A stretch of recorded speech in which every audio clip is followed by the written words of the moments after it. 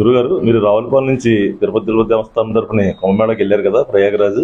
మీ అనుభవాలు ఎలా ఉన్నాయండి అక్కడ? ఓం నమో వెంకటేశాయ. ఆధ్యాత్మిక మిత్రులారా, మరి మన భారతదేశంలో మనం జన్మించడం ఒక అద్భుతమైన వరము. అటువంటి వరాన్ని పొందిన మనము ఈ యొక్క కలియుగంలో ప్రత్యక్షంగా మన తల్లిదండ్రులు, గురుదేవులు వారి యొక్క ఆశీస్సులు ఉంటే మనం ఏదైనా సాధించగలం. దీంట్లో భాగంగా నేను 10 సంవత్సరాలు శుక్లయర్వేదం కాణవశాఖ చదువుకోవడం, ఆ తర్వాత తిరుమల తిరుపతి దేవస్థానం తరపున వారి యొక్క ఆధ్వర్యంలో ప్రతినిత్యం లోక కళ్యాణార్థం వేదపారాయణ చేస్తుండగా, అదే తరుణంలో మరి నా యొక్క పూర్వజన్మవశాత్తు కూడా ఈ యొక్క మహాకుంభమేళ అంటే సాక్షాత్తు దేవలోకమే. ఎంచేదంటే అక్కడ అడుగుపెట్టిన దగ్గర నుంచి కూడా ఈ యొక్క రావులపాలెం గ్రామం నుంచి ప్రయాగరాజ క్షేత్రంలో అడుగుపెట్టిన దగ్గర నుంచి కూడా బయట ప్రపంచం అంతా కూడా మర్చిపోయాం. అటువంటి శోభాయమానంగా చెప్తుంటే రోమాంచనం అవుతుంది. ఎంచేదంటే తిరుమల తిరుపతి దేవస్థానం వారు ప్రతినిత్యం కూడా లోక కళ్యాణార్థం, లోక సంరక్షణార్థం ఎంతోమంది వేలాది మంది వేద పండితులు ఉన్నారు. కానీ దాంట్లో నాకు ఒక అవకాశం రావడం చాలా ఆనందదాయకం. ఎంచేదంటే 9 రోజుల పాటు ఆ యొక్క ప్రయాగరాజ క్షేత్రంలో తిరుమల శ్రీవారి నమూనా ఆలయంలో ప్రతినిత్యము కూడా లోక కళ్యాణార్థం వేదహవనము, వేద పారాయణం చేయడం నా యొక్క జన్మం ధన్యమైనదిగా భావిస్తున్నాను. ఎందుకంటే అందరూ కూడా ఫేస్బుక్లో కూడా చూశారు, యూట్యూబ్లో కూడా నేను పెట్టే వీడియోలన్నీ కూడా. మరి ప్రతినిత్యం కూడా ఒక దేవలోకం ఏ రకంగా ఉంటుందో మనం పురాణాల్లో, ఇతిహాసాల్లో చదువుకున్నాం. అంటే ఆ దేవతలను దర్శనం చేసుకోవడానికి, అంటే బ్రహ్మగారిని, విష్ణుమూర్తిని, అదేవిధంగా ఈశ్వరుని దర్శనం చేసుకోవడానికి దేవతలందరూ కూడా ఎంతో శోభాయమానంగా అందరూ కూడా ముక్కోటి దేవతలు వెళ్తూ ఉంటారట. ఆ విధంగా అక్కడికి ఎంతోమంది ఋషీశ్వరులు, మరియు నాగసాధువులు, అఘోరాలు, స్వామీజీలు, మరి నా వంటి, మీ వంటి మిత్రులు, బంధువులు, మరి ఎంతోమంది భక్తులు కోట్లాది మందిగా ప్రతినిత్యం కూడా ఆ యొక్క మహాకుంభమేళలో అమృత స్నానం చేయడం, ఆ యొక్క గంగా, యమున, సరస్వతి నదీ తీర సంగమంలో స్నానం చేయడం అంటే ఈ జన్మలో చేసిన పుణ్యం కాదని, ముందు జన్మలో చేసిన మనం, అంటే మనం ముందు జన్మలో చేసిన పుణ్యమే. ఎందుకంటే ఈరోజు మనం కళ్ళ ద్వారా ఇంతటి చక్కని పుణ్యాన్ని చూస్తున్నా ఉంటే మన తల్లిదండ్రుల ఆశీస్సులే. మా యొక్క తల్లిదండ్రుల ఆశీస్సులతోటి, మరి నేను చదువుకున్న వేదమాత యొక్క ఆశీస్సులతోటి, శ్రీ మహర్షి మహేష్ యోగి వారి యొక్క ఆశీస్సులతోటి ఈ యొక్క మహాకుంభమేళాలో దేవలోకంలో ఉన్నట్టుగానే భావించిన ప్రతినిత్యం కూడా అదే దేవలోకంలో నా గ్రామస్తులైన మీరందరూ కూడా నాతో ఉన్నట్టుగానే భావన చేశాను. ఎంచేదంటే మేము చేసే ప్రతి పూజా కార్యక్రమాలకు మీరందరూ కూడా మాకు కూడా ఉంటూ ఉంటారు. ఆ రకంగా ఈ యొక్క మహాకుంభమేళాలో నా జీవితం ధన్యమైంది. అదేవిధంగా తిరుమల శ్రీవారి యొక్క ఆలయంలో ప్రతినిత్యము కూడా ఏ రకంగా తిరుమల క్షేత్రంలో ఉంటారో జనం, ఆ రకంగానే ఈ యొక్క ప్రయాగరాజ క్షేత్రంలో తిరుమల శ్రీవారి నమూనా ఆలయంలో కూడా జనాలు భక్తి శ్రద్ధలతో తండోపతండాలుగా ప్రతినిత్యం కూడా గోవిందనామస్మరణతో మారుమోగుతూ ఆ యొక్క హరహర మహాదేవ శంభో శంకర అంటూ మా యొక్క తిరుమల నమూనా ఆలయంకి ఎదురుకుండానే కొద్దిగా ముందుగా వెళ్తే 5 కోట్ల రుద్రాక్షలతో చెప్తుంటే రోమాంచనం అవుతుంది. ఈ సమయానికి అక్కడ స్వామివారికి మహాహారతి జరుగుతూ ఉంటుంది. మొత్తం ప్రయాగరాజ క్షేత్రంలో ఉన్నటువంటి ఆ యొక్క భక్తులందరూ కూడా ఆ యొక్క తిరుమల స్వామివారి ఆలయం దగ్గర మరియు 5 కోట్ల రుద్రాక్షలతోటి 12 జ్యోతిర్లింగాలు ఏర్పాటు చేసినటువంటి స్థానంలోనే అందరూ కూడా స్వామివారిని దర్శనం చేసుకుంటూ, అక్కడే నాగవాసుకి టెంపుల్ ఒకటి ఉందండి. అంటే ఆ నాగవాసుకి టెంపుల్ అంటే పూర్వం దేవతలు, రాక్షసులు కూడా అమృతం కోసం చిలికెట్టండి. అక్కడ ఆ యొక్క అమృతంలోంచి, ఆ యొక్క అమృత భాండంలోంచి పడి 4 చుక్కలు పడ్డాయి. ఆ 4 చుక్కలు పడిన చోట యొక్క మహాకుంభమేళ, పౌర్ణకుంభమేళ జరుగుతూ ఉంటాయి.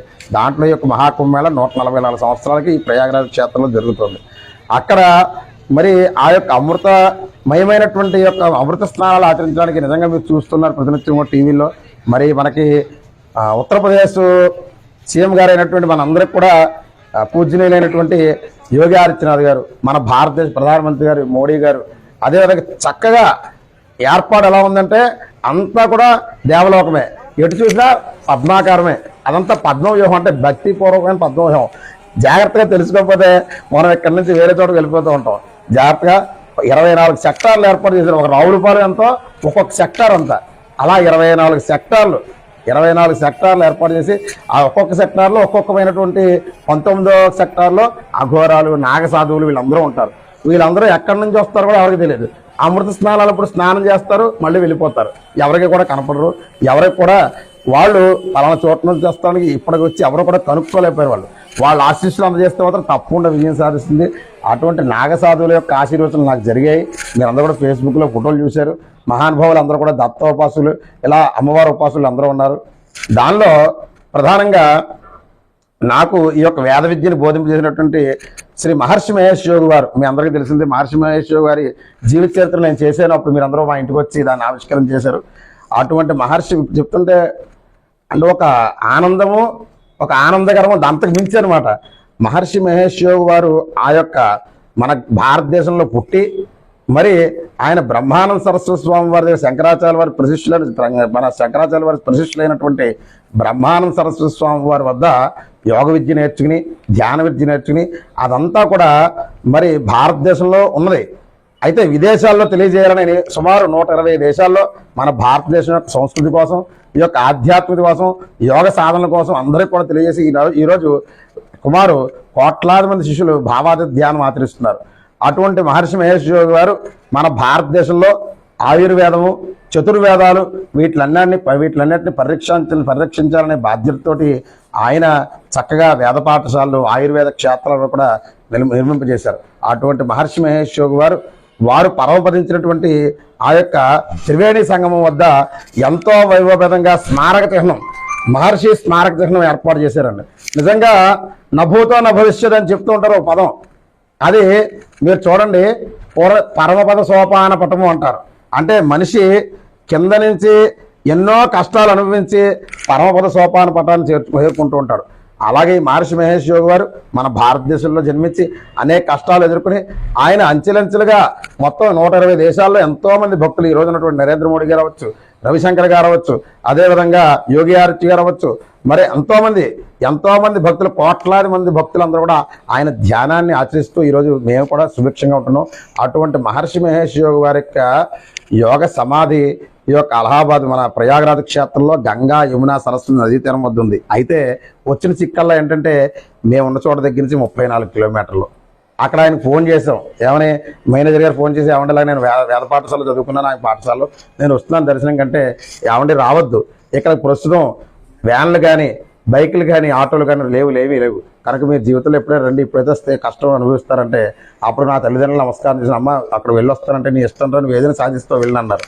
అలాగే విధంగా ఆయన మా అమ్మగారు నమస్కారం చేసిన, తల్లిదండ్రులు నమస్కారం చేసిన, వెంకటేశ్వర నమస్కారం చేసిన, సాయంత్రం 4 గంటలకు బయలుదేరితే 34 కిలోమీటర్లు కూడా రాత్రి 10:30 చేరుకున్నాను. 34 కిలోమీటర్లు నడిచి కోట్లాది మంది జనాన్ని జాగ్రత్తగా వాళ్ళు అవన్నీ అనుకోవడం, జాగ్రత్త పక్కకు వెళ్తూ అటువంటి మహర్షి మహేష్ యోగి వారి యొక్క స్థానంలో ఆ యొక్క పరమపదించినట్టు ఆ యొక్క యోగ సమాధి వద్ద నేను వేదపారాయణం చేస్తుంటే నాకు అమృతమైనటువంటి ఆనందం కలిగింది. ఎందుకంటే ఆయన సమాధి ముట్టుకోగానే నా కాళ్ళు నొప్పులన్నీ కూడా తగ్గిపోయాయి.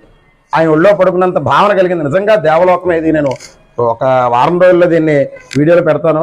ఒక దేవలోకంలో ఉందన్నమాట. నా యొక్క దేవలోకంలో వేదపారాయణ చేస్తున్న సమయంలో నాకు చిరకాల వాంఛ ఒకటి ఉంది. ఎంచేతంటే మా మహర్షి మహేష్ యోగి వారి యొక్క శిష్యులు, అనగా ఇప్పుడు మా సంస్థలను చూస్తున్నటువంటి గిరీష్ మహారాజు గారు, ఆయన అదేవిధంగా హాలండ్లో ఉంటూ ఉంటారు. మా మహర్షి మహేష్ యోగి వారు ఆయనకు పట్టాభిషేకం చేశారు రాజుగారు. ఆయన కూడా అదే సమయానికి వచ్చారు. నిజంగా వేదపారాయణ చేసి నాకు ఏడుపు వచ్చేసింది. ఒక రకంగా ఏం చేయాలో అర్థం అవ్వలేదు. ఎంచేదంటే నేను కోరిన కోరికలు ఒకేసారి తీర్చాడు భగవంతుడు. ఇది నేను డబ్బు కాదు కోరింది, మరి ఏ వస్తువులు కాదు. ఏంటంటే మనల్ని పెంచి పోషించినటువంటి గురుదేవుల యొక్క ఆశీస్సులు మనకు కావాలని కోరుకోవడంతో వాళ్ళు నలుగురు వచ్చాక ప్రత్యక్షం అవగానే వాళ్ళు నన్ను చాలా ఆప్యాయంగా చూశారు. అదేవిధంగా ఈ సంవత్సరం భోపాల్లో నాకు జనవరి 12 మహర్షి గారి యొక్క పుట్టినరోజు నాడు సన్మానం జరగాలి. కానీ నేను వెళ్ళలేదు. ఎంచేదంటే 3 సంవత్సరాలుగా ఆదిశంకర యాత్రలో ఉన్నాను. మా అమ్మగారిని విడిచిపెట్టి 3 సంవత్సరాలు ఆదిశంకర యాత్రలో ఉన్నాను. భారతదేశంతో పర్యటించాను. ఈ సంవత్సరం మన ఇంటి దగ్గర ఉండాలని చెప్పి ఎక్కడికి వెళ్ళదు. కానీ నా కోరిక వశాత్తు ఆయన కూడా అక్కడికి వచ్చి నాకు సన్మానం చేశారు. అదంతా వేదమాత యొక్క ఆశలుగా భావించగా అక్కడి నుంచి గంగా, యమున, సరస్వతి, త్రివేణి నదీ జలాన్ని ఇప్పుడు చాలా మంది వెళుతున్నారు. వాళ్ళకి పాపం అవకాశం లేదు. కోటీశ్వరుడు వెళ్ళినా, ఎవరు వెళ్ళినా ఆ యొక్క నదీ సంగమంలో వీళ్ళు స్నానం చేయడానికి అవకాశం లేదు. ఇచ్చేదంటే కోట్లాది మంది జనం వస్తున్నారు. వాళ్ళకి బోట్లు ఎక్కుదామన్నా అక్కడ అవకాశం లేదు. కనుక అందరూ కూడా ఆ గంగా నది ఒడ్డునే స్నానం చేసి వెళ్ళిపోతున్నారు. అలా కాకుండా 9 రోజులు కూడా అక్కడ నేను స్నానం చేసి నా సాధ్యాలు నా మిత్రులందరికీ తెలుసు. చక్కగా రోజు సాయంత్రం 5 అవగానే మా డ్యూటీ అయిపోగానే సాయంత్రం పొడి బట్టలుగా సంచిలో వేసుకుని సాయంత్రం 5 దగ్గర నుంచి పొద్దున్న 5:30 వరకు శుభ్రంగా 24 సెక్టార్లు తిరిగివ్వండి. అవన్నీ మీరు ఫేస్బుక్లో చూసారు లైవ్. అలా శుభ్రంగా తిరిగి ఉదయం 5:30 కల్లా మళ్ళీ సంగమం దగ్గరికి వచ్చేసి ఫస్ట్ బోట్ 6:30కి బోట్లో వెళ్ళి స్నానం చేయాలి. 6:30 ఫస్ట్ బోట్లో వెళ్ళి స్నానం చేసి మరలా మా డ్యూటీ 9 గంటలకల్లా వేదహవనంలో పాల్గొవాలి. అక్కడి నుంచి పరుగుల మీద ఒక 6 కిలోమీటర్లు పరిగెట్టిన దడిబట్టలు వచ్చి అక్కడ పారాయణ చేస్తుంటే అక్కడ ఉన్న అధికారులందరూ ఏమయ్యా నువ్వు మనిషివా అఘోరావా అని అడిగారు. ఏం చేద్దాం, మనం వెళ్ళి 9 రోజులు కూడా అక్కడ రావులపాలెం మర్చిపోయాను. మా అమ్మగారిని మాత్రం రోజుకి ఒకసారి మాట్లాడేవండి, మిగతా జనం అందరూ కూడా మర్చిపోయాను. అంటే మీరైనా సరే నేనైనా సరే అక్కడికి వెళ్ళి అడుగు పెట్టగానే మరో ప్రపంచాన్ని మర్చిపోతే మనకు కావాల్సింది అదే. ఇప్పుడు కోట్లాది మంది జనం ఉన్నారండి, అక్కడ ఒక దోమ కూడా లేదు. ఇక్కడ చూడండి 10 మంది జనం ఉంటారు, దోమలు భయంకరంగా ఉంటాయి. అదే క్షేత్రాన్ని మనకు వెళ్తాం. అటువంటి క్షేత్ర ఫలితాన్ని ఎంతోమంది కోట్లాది మంది జనులు ఎంతో అనుభవిస్తున్నారు. మరి మన భారతదేశం అంతా కూడా సుభిక్షంగా ఉండడానికి కారణం ఇదే. కనుక 2024 సంవత్సరంలో అయోధ్యలో రామాలయ ప్రతిష్ట దాంట్లో పాల్గొన్నాను. 2025 సంవత్సరంలో ఈ యొక్క 144 సంవత్సరాలకు వచ్చినటువంటి ఈ యొక్క మహాకుంభమేళలో పాల్గొన్నామంటే నా తల్లిదండ్రుల యొక్క ఆశీస్సులు, మన గ్రామదేవత శ్రీ వాకులమ్మ తల్లి ఆశీస్సులు, శ్రీ వెంకటేశ్వర స్వామి యొక్క ఆశీస్సులుగా భావన చేస్తున్నాను.